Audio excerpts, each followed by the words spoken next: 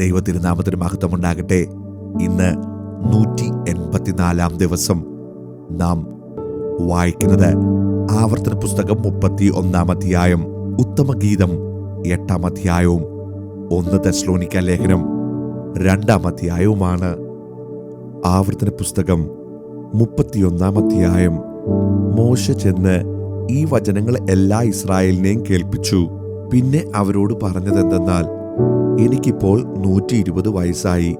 ഇനി പോകുവാനും വരുവാനും എനിക്ക് കഴിവില്ല. യഹോവ എന്നോട് ഈ യോർദാൻ നീ കടക്കുകയില്ല എന്ന് കൽപ്പിച്ചിട്ടുമുണ്ട്. നിന്റെ ദൈവമായ യഹോവ തന്നെ നിനക്ക് മുമ്പായി കടന്നുപോകും. ഈ ജാതികളെ അവൻ നിന്റെ മുമ്പിൽ നിന്ന് നശിപ്പിക്കുകയും നീ അവരുടെ ദേശം കൈവശമാക്കുകയും ചെയ്യും. യഹോവ അരുളി ചെയ്തതുപോലെ യോശുവ നിനക്ക് നായകനായി കടന്നുപോകും. താൻ സംഹരിച്ചു കളഞ്ഞ അമോര്യ രാജാക്കന്മാരായ സീഗോനോടും ഓഗിനോടും അവരുടെ ദേശത്തോടും ചെയ്തതുപോലെ യഹോവ ഇവരോടും ചെയ്യും. യഹോവ അവരെ നിങ്ങളുടെ കയ്യിൽ ഏൽപ്പിക്കും. ഞാൻ നിങ്ങളോട് ആജ്ഞാപിച്ചിട്ടുള്ള കൽപ്പന പ്രകാരമൊക്കെയും നിങ്ങൾ അവരോട് ചെയ്യണം. ബലവും ധൈര്യവുമുള്ളവരായിരിപ്പീൻ. അവരെ പേടിക്കരുത്, ഭ്രമിക്കുകയുമരുത്. നിന്റെ ദൈവമായ യഹോവ തന്നെ നിന്നോട് കൂടെ പോരുന്നു. അവൻ നിന്നെ കൈവിടുകയില്ല, ഉപേക്ഷിക്കുകയുമില്ല. പിന്നെ മോശെ യോശുവയെ വിളിച്ച് എല്ലാ ഇസ്രായേലും കാൺകെ അവനോട് പറഞ്ഞതെന്തെന്നാൽ, ബലവും ധൈര്യമുള്ളവനായിരിക്ക. യഹോവ ഈ ജനത്തിന് കൊടുക്കുമെന്ന് അവരുടെ പിതാക്കന്മാരോട് സത്യം ചെയ്ത ദേശത്തേക്ക് നീ അവരോടുകൂടെ ചെല്ലും. അതിനെ അവർക്ക് വിഭാഗിച്ചു കൊടുക്കും. യഹോവ തന്നെ നിനക്ക് മുമ്പായി നടക്കുന്നു. അവൻ നിന്നോട് കൂടെയിരിക്കും. നിന്നെ കൈവിടുകയില്ല, ഉപേക്ഷിക്കുകയുമില്ല. നീ പേടിക്കരുത്, ഭ്രമിക്കുകയുമരുത്. അനന്തരം മോശെ ഈ ന്യായപ്രമാണം എഴുതി യഹോവയുടെ നിയമപ്പെട്ടകം ചുമക്കുന്ന ലേവ്യരായ പുരോഹിതന്മാരെയും ഇസ്രായേലിന്റെ എല്ലാ മൂപ്പന്മാരെയും ഏൽപ്പിച്ച് മോശെ അവരോട് കൽപ്പിച്ചത് എന്തെന്നാൽ, 7 സംവത്സരം കൂടുമ്പോൾ ഉള്ള വിമോചന സംവത്സരത്തിലെ കൂടാര പെരുന്നാളിൽ ഇസ്രായേൽ മുഴുവൻ നിന്റെ ദൈവമായ യഹോവയുടെ സന്നിധിയിൽ അവൻ തിരഞ്ഞെടുക്കുന്ന സ്ഥലത്ത് വരുമ്പോൾ ഈ ന്യായപ്രമാണം എല്ലാ ഇസ്രായേലിലും കേൾക്കെ അവരുടെ മുമ്പാകെ വായിക്കണം. പുരുഷന്മാരും സ്ത്രീകളും കുട്ടികളും നിന്റെ പട്ടണത്തിലുള്ള പരദേശിയും കേട്ടു പഠിച്ച് നിങ്ങളുടെ ദൈവമായ യഹോവയെ ഭയപ്പെട്ട് ഈ ന്യായപ്രമാണത്തിലെ വചനങ്ങളൊക്കെയും പ്രമാണിച്ചു നടക്കേണ്ടതിനും അവയെ അറിഞ്ഞിട്ടില്ലാത്ത അവരുടെ മക്കൾ കേൾക്കേണ്ടതിനും നിങ്ങൾ യോർദാൻ കടന്ന് കൈവശമാക്കുവാൻ ചെല്ലുന്ന ദേശത്ത് നിങ്ങളുടെ ആയുഷ്കാലമൊക്കെയും നിങ്ങളുടെ ദൈവമായ യഹോവയെ ഭയപ്പെടുവാൻ പഠിക്കേണ്ടതിനും ജനത്തെ വിളിച്ചുകൂട്ടണം. അനന്തരം യഹോവ മോശയോട്, നീ മരിപ്പാനുള്ള സമയം അടുത്തിരിക്കുന്നു. ഞാൻ യോശുവയ്ക്ക് കൽപ്പന കൊടുക്കേണ്ടതിന് അവനെ വിളിച്ച് നിങ്ങൾ സമാഗമന കൂടാരത്തിങ്കൽ വന്നു നിൽപ്പീൻ എന്ന് കൽപ്പിച്ചു. അങ്ങനെ മോശയും യോശുവയും ചെന്ന് സമാഗമന കൂടാരത്തിങ്കൽ നിന്നു. അപ്പോൾ യഹോവ മേഘസ്തംഭത്തിൽ കൂടാരത്തിങ്കൽ പ്രത്യക്ഷനായി. മേഘസ്തംഭം കൂടാരവാതിലിന് മീതെ നിന്നു. യഹോവ മോശയോട് അരുളി ചെയ്തത് എന്തെന്നാൽ, നീ നിന്റെ പിതാക്കന്മാരെ പോലെ നിദ്ര പ്രാപിക്കും. എന്നാൽ ഈ ജനം പാർപ്പാൻ ചെല്ലുന്ന ദേശത്തിലെ നിവാസികളുടെ അന്യദൈവങ്ങളെ പിൻചെന്ന് പരസംഗം ചെയ്യുകയും എന്നെ ഉപേക്ഷിച്ച് ഞാൻ അവരോട് ചെയ്തിട്ടുള്ള എന്റെ നിയമം ലംഘിക്കുകയും ചെയ്യും. എന്റെ കോപം അവരുടെ നേരെ ജ്വലിച്ചിട്ട് ഞാൻ അവരെ ഉപേക്ഷിക്കുകയും എന്റെ മുഖം അവർക്ക് മറയ്ക്കുകയും ചെയ്യും. അവർ നാശത്തിനിരയായിത്തീരും. അനേകം അനർത്ഥങ്ങളും കഷ്ടങ്ങളും അവർക്ക് ഭവിക്കും. നമ്മുടെ ദൈവം നമ്മുടെ ഇടയിൽ ഇല്ലായ്ക കൊണ്ടല്ലയോ ഈ അനർത്ഥങ്ങൾ നമുക്ക് ഭവിച്ചത് എന്ന് അവർ അന്നു പറയും. എങ്കിലും അവർ അന്യദൈവങ്ങളുടെ അടുക്കിലേക്ക് തിരിഞ്ഞ് ചെയ്തിട്ടുള്ള സകല ദോഷവും നിമിത്തം ഞാൻ അന്ന് എന്റെ മുഖം മറച്ചു കളയും. ആകയാൽ ഈ പാട്ട് എഴുതി ഇസ്രായേൽ മക്കളെ പഠിപ്പിക്കുക. ഇസ്രായേൽ മക്കളുടെ നേരെ ഈ പാട്ട് എനിക്ക് സാക്ഷിയായിരിക്കേണ്ടതിന് അതവർക്ക് വായ്പാഠമാക്കി കൊടുക്കുക. ഞാൻ അവരുടെ പിതാക്കന്മാരോട് സത്യം ചെയ്തതായി പാലും തേനും ഒഴുകുന്ന ദേശത്ത് അവരെ എത്തിച്ച ശേഷം അവർ തിന്ന് തൃപ്തരായി തടിച്ചിരിക്കുമ്പോൾ അന്യദൈവങ്ങളുടെ അടുക്കിലേക്ക് തിരിഞ്ഞ് അവയെ സേവിക്കുകയും എന്റെ നിയമം ലംഘിച്ച് എന്നെ കോപിപ്പിക്കുകയും ചെയ്യും. എന്നാൽ അനേകം അനർത്ഥങ്ങളും കഷ്ടങ്ങളും അവർക്ക് ഭവിക്കുമ്പോൾ അവരുടെ സന്തതിയുടെ വായിൽ നിന്ന് മറന്നു പോകാത്ത ഈ പാട്ട് അവരുടെ നേരെ സാക്ഷ്യം പറയും. ഞാൻ സത്യം ചെയ്ത ദേശത്ത് അവരെ എത്തിക്കും മുമ്പേ ഇന്ന് തന്നെ അവർക്കുള്ള നിരൂപണങ്ങളെ ഞാൻ അറിയുന്നു. ആകയാൽ മോശെ അന്ന് തന്നെ ഈ പാട്ടെഴുതി ഇസ്രായേൽ മക്കളെ പഠിപ്പിച്ചു. പിന്നെ അവൻ നൂന്റെ മകനായ യോശുവയോട്, ബലവും ധൈര്യവുമുള്ളവനായിരിക്ക, ഞാൻ ഇസ്രായേൽ മക്കളോട് സത്യം ചെയ്ത ദേശത്ത് നീ അവരെ എത്തിക്കും, ഞാൻ നിന്നോട് കൂടെ ഇരിക്കും എന്നരുളി ചെയ്തു. മോശെ ഈ ന്യായപ്രമാണത്തിലെ വചനങ്ങൾ മുഴുവനും ഒരു പുസ്തകത്തിൽ എഴുതി തീർന്നപ്പോൾ യഹോവയുടെ നിയമപ്പെട്ടകം ചുമക്കുന്ന ലേവ്യരോട് കൽപ്പിച്ചതെന്തെന്നാൽ, ഈ ന്യായപ്രമാണ പുസ്തകം എടുത്ത് നിങ്ങളുടെ ദൈവമായ യഹോവയുടെ നിയമപ്പെട്ടകത്തിനരികെ വെപ്പീൻ. അവിടെ അത് നിന്റെ നേരെ സാക്ഷിയായിരിക്കും. നിന്റെ മത്സര സ്വഭാവവും ശാഠ്യവും എനിക്കറിയാം. ഇതാ, ഇന്ന് ഞാൻ നിങ്ങളോട് ജീവിച്ചിരിക്കുമ്പോൾ തന്നെ നിങ്ങൾ യഹോവയോട് മത്സരികളായിരിക്കുന്നുവല്ലോ. എന്റെ മരണശേഷം എത്രയധികം നിങ്ങളുടെ ഗോത്രങ്ങളുടെ എല്ലാ മൂപ്പന്മാരെയും പ്രമാണികളെയും എന്റെ അടുക്കൽ വിളിച്ചു കൂട്ടുവീൻ. എന്നാൽ ഞാൻ ഈ വചനങ്ങൾ അവരെ പറഞ്ഞു കേൾപ്പിച്ച് അവരുടെ നേരെ ആകാശത്തെയും ഭൂമിയെയും സാക്ഷിവെക്കും. എന്റെ മരണശേഷം നിങ്ങൾ വഷളത്വം പ്രവർത്തിക്കും എന്നും ഞാൻ നിങ്ങളോട് ആജ്ഞാപിച്ചിട്ടുള്ള വഴി വിട്ടു മാറിക്കളയുമെന്നും എനിക്കറിയാം. അങ്ങനെ നിങ്ങൾ യഹോവയ്ക്ക് അനിഷ്ടമായുള്ളത് ചെയ്ത് നിങ്ങളുടെ പ്രവൃത്തികളാൽ അവനെ കോപിപ്പിക്കുന്നത് കൊണ്ട് ഭാവി കാലത്ത് നിങ്ങൾക്ക് അനർത്ഥം ഭവിക്കും. അങ്ങനെ മോശെ ഇസ്രായേലിന്റെ സർവ്വസഭയെയും ഈ പാട്ടിന്റെ വചനങ്ങളൊക്കെയും ചൊല്ലിക്കേൾപ്പിച്ചു. ഉത്തമഗീതം 8-ാം അധ്യായം.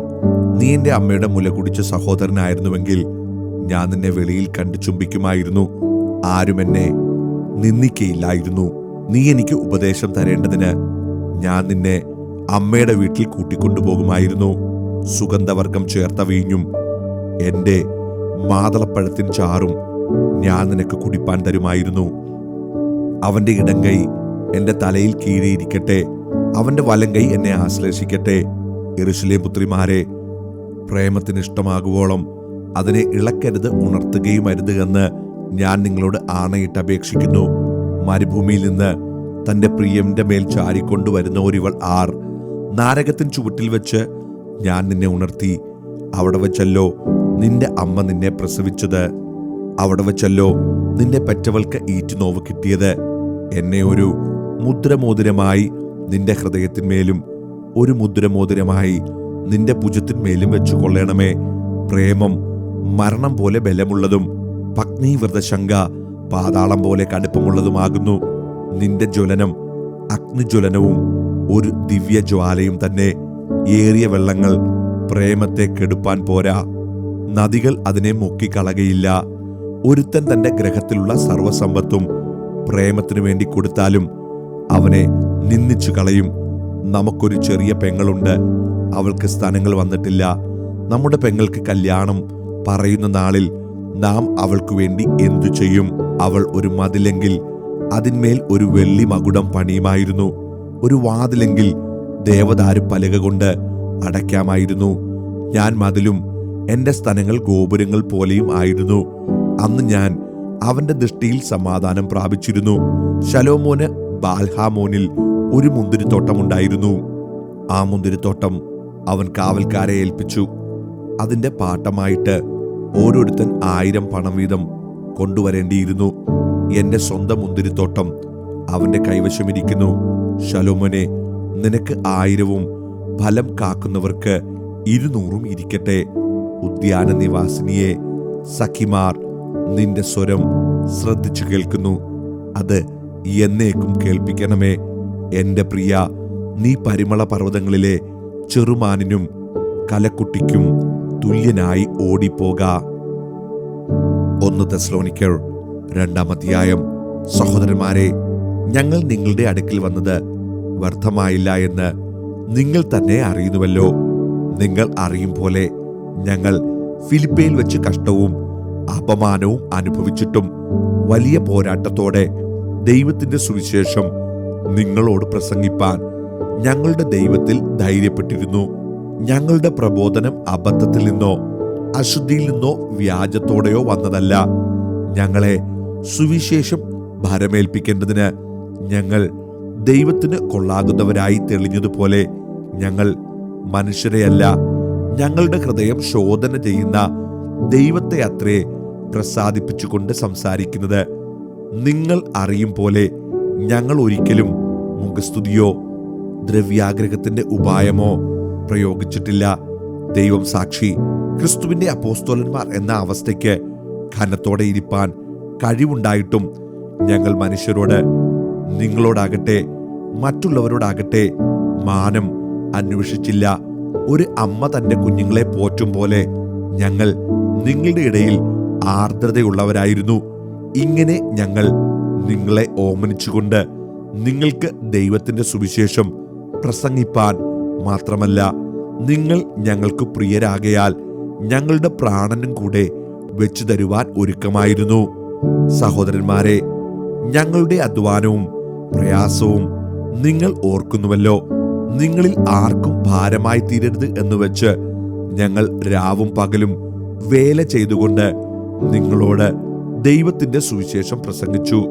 വിശ്വസിക്കുന്ന നിങ്ങളുടെ ഇടയിൽ ഞങ്ങൾ എത്ര പവിത്രമായും നീതിയായും അനന്യമായും നടന്നുവെന്നതിന് നിങ്ങളും ദൈവവും സാക്ഷി. തന്റെ രാജ്യത്തിനും മഹത്വത്തിനും നിങ്ങളെ വിളിക്കുന്ന ദൈവത്തിന് യോഗ്യമായി നടപ്പാൻ തക്കവണ്ണം ഞങ്ങൾ നിങ്ങളിൽ ഓരോരുത്തനെ അപ്പൻ മക്കളെ എന്ന പോലെ പ്രബോധിപ്പിച്ചും ഉത്സാഹിപ്പിച്ചും സാക്ഷ്യം പറഞ്ഞു പോന്നു എന്ന് നിങ്ങൾക്ക് അറിയാമല്ലോ.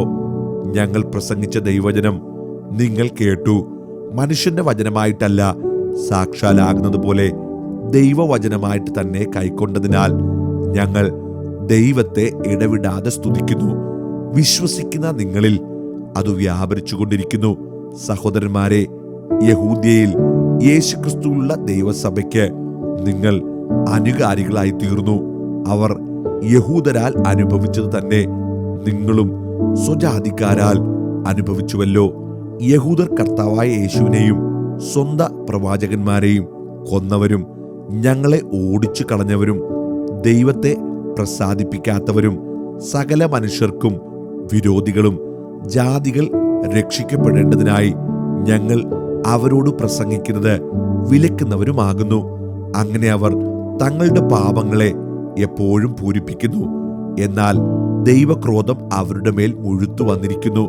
സഹോദരന്മാരെ, ഞങ്ങൾ അല്പനേരത്തേക്ക് ഹൃദയം കൊണ്ടല്ല, മുഖം കൊണ്ട് നിങ്ങളെ വിട്ടുപിരിഞ്ഞിട്ട് ബഹുകാംക്ഷയോടെ നിങ്ങളുടെ മുഖം കാണുവാൻ ഏറ്റവും അധികം ശ്രമിച്ചു. അതുകൊണ്ട് നിങ്ങളുടെ അടുക്കൽ വരുവാൻ ഞങ്ങൾ, വിശേഷാൽ പൗലോസായ ഞാൻ, 1-2 പ്രാവശ്യം വിചാരിച്ചു. എന്നാൽ സാത്താൻ ഞങ്ങളെ തടുത്തു. നമ്മുടെ കർത്താവായ യേശുവിന്റെ മുമ്പാകെ അവന്റെ പ്രത്യക്ഷതയിൽ ഞങ്ങളുടെ ആശയോ സന്തോഷമോ പ്രശംസാ കിരീടമോ ആരാകുന്നു? നിങ്ങളും അല്ലയോ? ഞങ്ങളുടെ മഹത്വവും സന്തോഷവും നിങ്ങൾ തന്നെ.